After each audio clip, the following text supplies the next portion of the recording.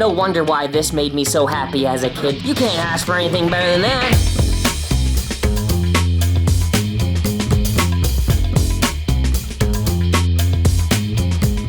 Hey, what's going on, YouTubulous? EXO coming at you here in the editing room, hanging out with the animals. We're all just loving life. Look at these guys. They just got introduced like 4 days ago, and everybody's already loving each other. So I am gonna do a fun little video, keep the ball rolling from our last little expose. Thanks for watching, by the way.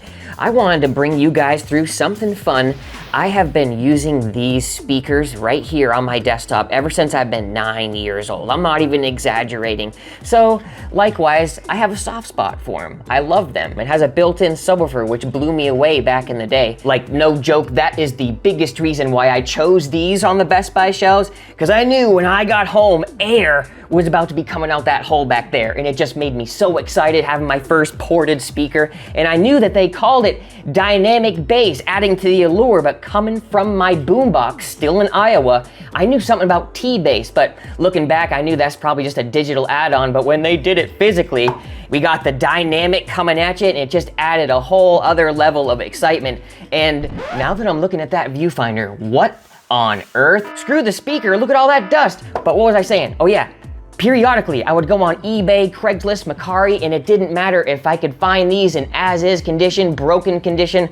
I would just buy them as a collector because they have so much nostalgic value to me. Kind of like how I have a soft spot for kickers, starting my car audio days being one of them Circuit City kids, just oogle-eyeing over all the subwoofers, the CVRs, let alone the square subwoofers that would come. Got one for the wife coming too.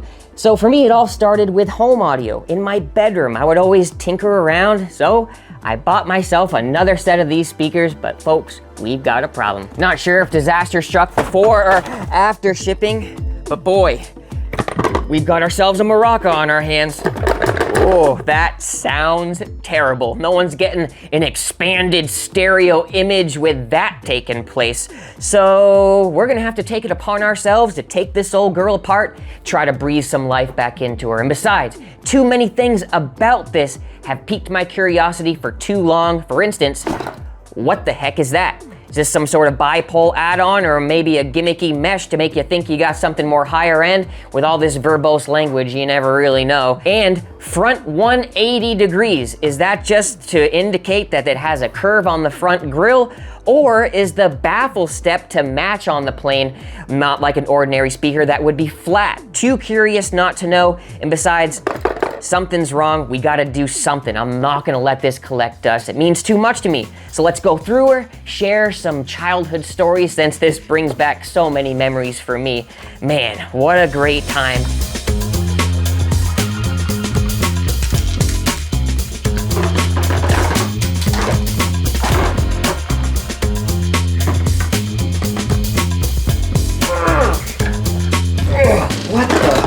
What, they blew this thing? I think it's coming. Here we go. Come on, baby. Oh, that sounded bad. Ooh. Hope I didn't break anything. Whoops. Yep, I did break a little something. Just that one area where it mounts, it's plastic. I can probably JB weld that back into place, but looky here. We've got a busted terminal, we got a loose speaker, and look at that. It looks like it doesn't even have actual holes to mount. It has large washers. So no wonder why even one wrong turn on a freaking UPS truck is gonna cause that amount of mayhem. Looks like we got a anti-magnetic little booty there. Back in the day, that actually mattered with CRT, but now we got all this OLED and LCD screens. And looks like the front 180 is actually put their money where their mouth is. At least it's something. They offset it about 45 degrees, added a nice little half moon there, a little radius grill cover. So yeah, that actually means something. But what doesn't, I beg your pardon, this is placebo. Look at that. It's just a glued in piece of metal. I'm sure there is some sort of ambience that comes through that because it is the rear wave of this speaker, but it can't be, you know, hugely measurable, or, you know, it's probably fairly negligible if you ask me. So there we go. We've got the open container. You can see now that it's actually a 4th order bandpass.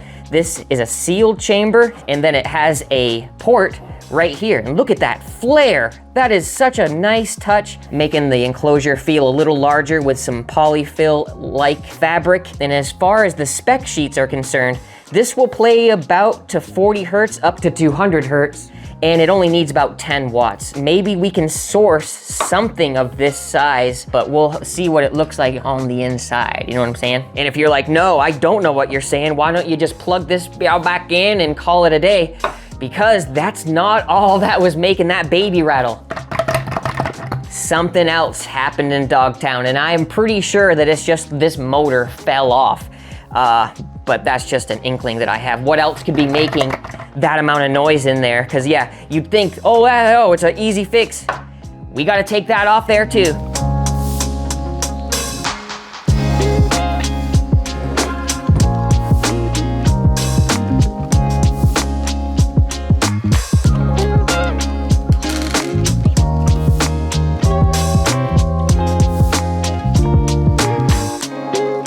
Well, would you look at that? Just like we thought, total separation, no breathing. The motor came tumbling down, fellas. You can see here where the voice coil is all knurled up when it was getting jostled around there. The rivet points on the basket completely pulled out. She's a lost cause. No more trying to even make sense out of that. Oh, this has an anti-magnetic boot too, which kind of makes me feel good, because if we do end up having to source something slightly larger in the power department, the magnet's definitely not going to be bigger than that. So if anything, we'll gain a little bit of efficiency with a slightly larger chamber in there. So yeah, that is a total write-off there, fellas. See you later.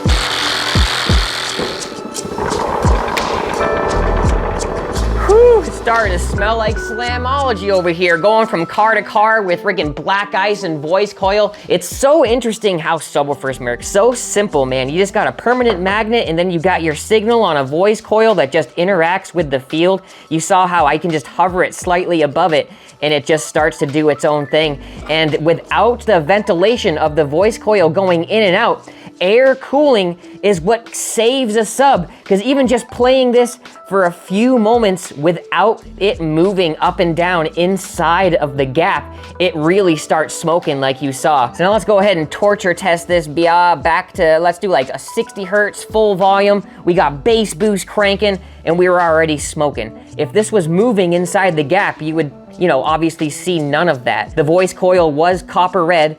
Now it's completely black, but yet it's still interacting with the field. It sounds like crap, but it's still interacting. It's kind of plugged up. It's hot as heck. And everything's fine. What the? So let's go ahead and show you what I've got here for replacements. I've been sitting on these for years, but I did buy one just for this project that we'll experiment with. Some old 16 ohm woofers. That's not gonna work. The only reason why I wanted to mention it is because what are the chances that I bought this at Parts Express like 10 years ago? And if you were to just put an A in front of the model number, it becomes Aiwa. What are the chances? I won't use it, obviously, because it's not gonna be enough. We got the good old Dayton's right here. What is that? Yeah, this is the 8 ohm, 4-inch, it's a 100mm driver, so this is the closest that I could find. Pepperidge, get out of here.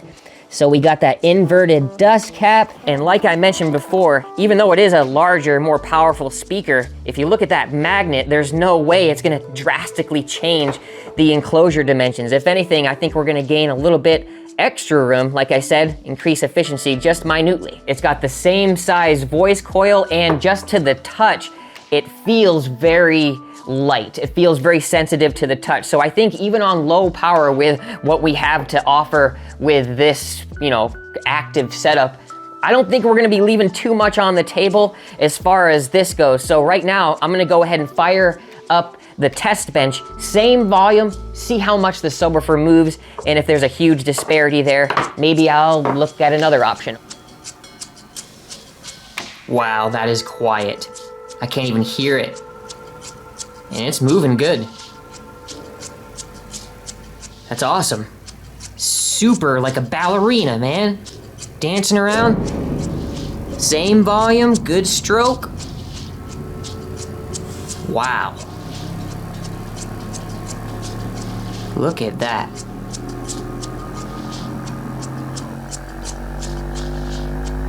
I am digging it. I think that's gonna work just fine, guys, and it is like super graceful. So yeah, I don't see any reason not to move forward with this particular driver. Yeah, the only thing I'm gonna have to do is shave a little bit on the edges. The frame just borders the edge by like 1/8 of an inch. I'm gonna have to chop that off. But as far as the mounting hardware goes, that's only off by a couple millimeters, and everything else will be pretty much plug and play. But as far as this video is concerned, we gotta take this party out to the garage and do some cutting.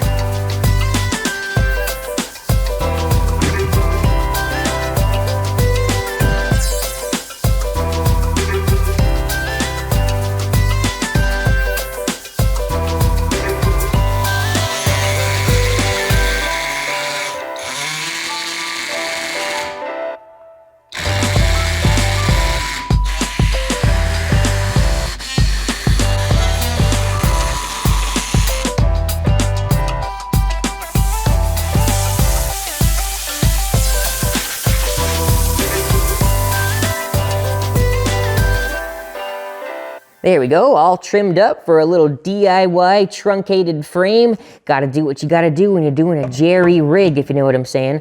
So the front bezel is definitely gonna fit, but we got one more little hiccup in our way. Can you notice the problem? Yeah, it's these little feet right here that bring up the platform about 1/8 of an inch. It's gonna cause an air gap underneath, and I wanna make sure I can use those Dayton gaskets that came with this. So I'm gonna use some chisels here, just knock these down nice and flush.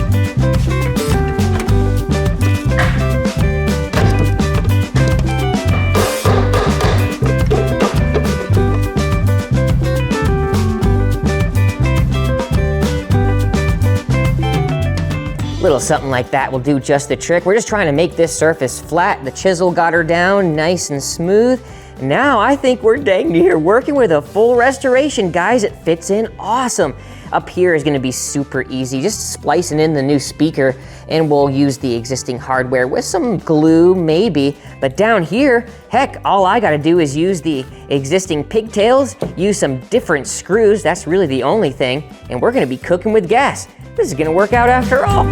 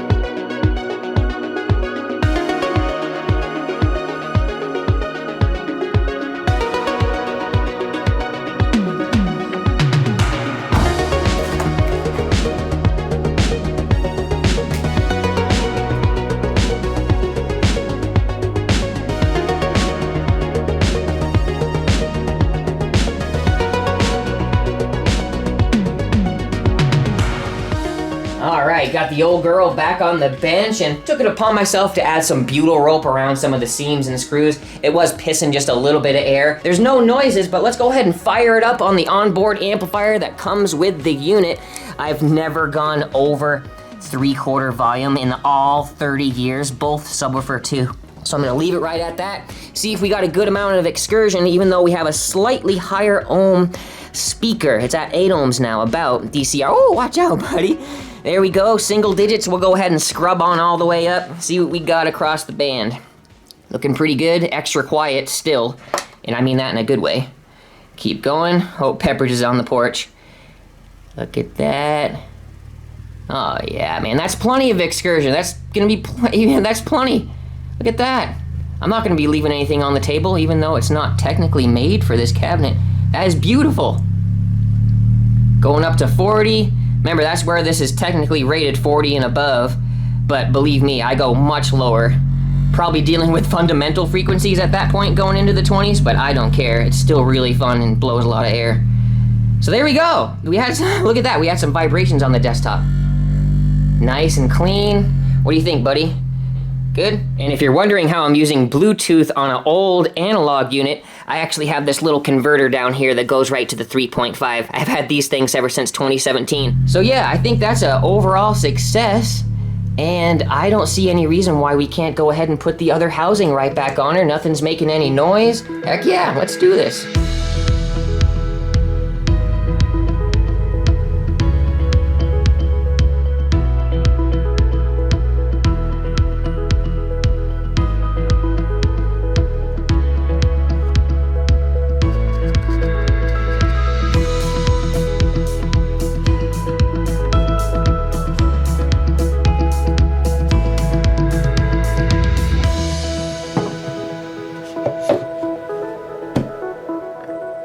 Yeah, man, it feels great resurrecting something from the past, especially since it has so much meaning to me. After all, this was my first introduction into the world of like bassy sound. I always was so jealous of my friend Justin, who had a pair of Koss portables that had no power to them, just a 3.5. And even at like recess, people would like crowd around him listening to Savage Garden and Backstreet Boys. I was so jealous. So I always knew someday I'd have something like sound-wise of my own. It started out with just tiny little boom boxes, Aiwa. Remember the old JVC Gigatubes? I always wanted one of those. My dad's friend Ron actually had one of those. But the funny part about it is, these really sparked my interest in car audio a lot more than you would think, because every day that I'd be listening to music like the Rugrats, I had that, Busta Rhymes was on that soundtrack, believe it or not. Get ready, set, go. My sister's like boyfriend would drive by the house with two 12-inch subwoofers all the time. His name was Kyle, and I was just like so impressed by how his car sounded. He was just a high school kid at the time. But what's funny is, at that point in time, my parents are going through a divorce, so I was kind of acting out and not doing what most kids should be doing. So I actually took all of my bedding and started sleeping in my dad's van out in the driveway, just to be rebellious and go against my mom and stuff. And I brought these into the van. And little did I know, man, that would spark so many funny things, because my buddy Justin, like I mentioned before, you know, I would always try to impress him with the bass and turn my knob up. And one day, I actually told him that a dent in my dad's van near the rear quarter panel came from this port. I was like, yeah, man, I was listening to that song and the bass was so loud, it bubbled out the metal. And I should have held my tongue, because here we are all these years later, Serendipity 101, I'm blowing the metal apart in my van. I was like, little did I know, I was just being like funny and exaggerating, just fibbing a little bit. Well, I should have eaten my words then, because here, wait, there's no screw in there, because here I am damaging so much stuff all these years later. And here, man, it started with these guys right here in this single 4-inch woofer. So much air used to come out of this thing. So let's go ahead and see how it does now, all enclosed. Sometimes it feels like I should know how to walk on water. Such good stereo. Sometimes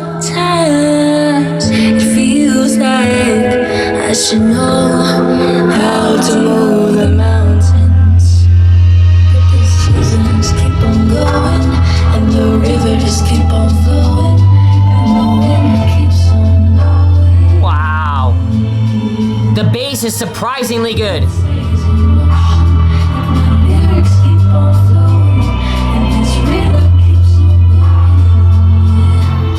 It's filling the whole room.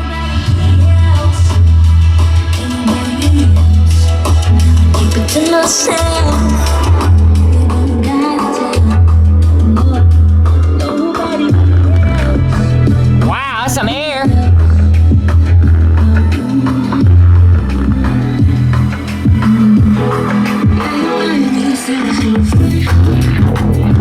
Wow. That's a good bass line.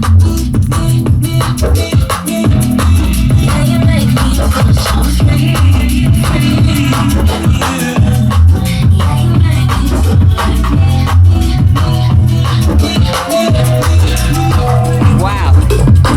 See how the bass is going up and down, so dynamic. So maybe this dynamic bass does make sense after all. It is hitting every single note in that song.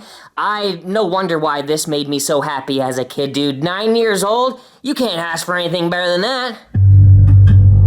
This one has great bass.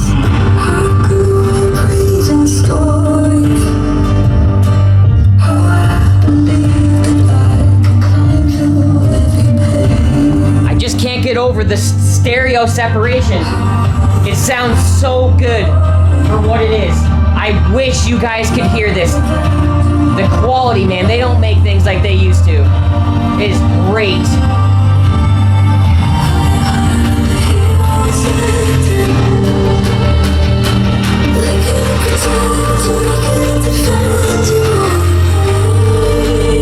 Dang.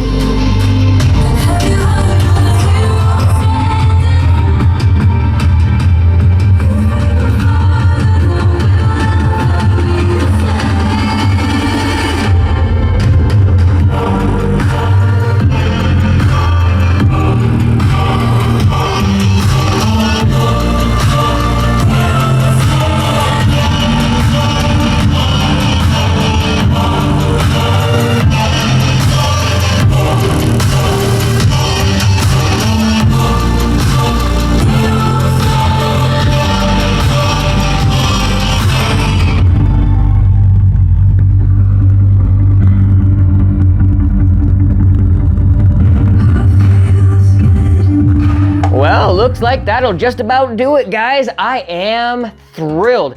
Really, really happy with the way the Dayton sounds just right out of the gate, and I can't even convey over a video how these things frickin' sound. Really bringing back great core memories for me. Just makes me smile deep down. So why not bring you guys along for the ride? You know what I'm saying? It definitely was a job well done. So I will talk to you guys on the next video. Thank you for watching our previous one, going through the whole schmorgy of the new door installation on the Behemoth build. We also have my wife's new setup, which is coming from the Sundowns. We're going to the kickers, obviously keeping it old school like we did back when we first started with the CVRs. Just trying to tickle that little urge down deep, you know what I'm saying? And just keep it nostalgic, keep it fun. Until the next video. This is EXO, signing out.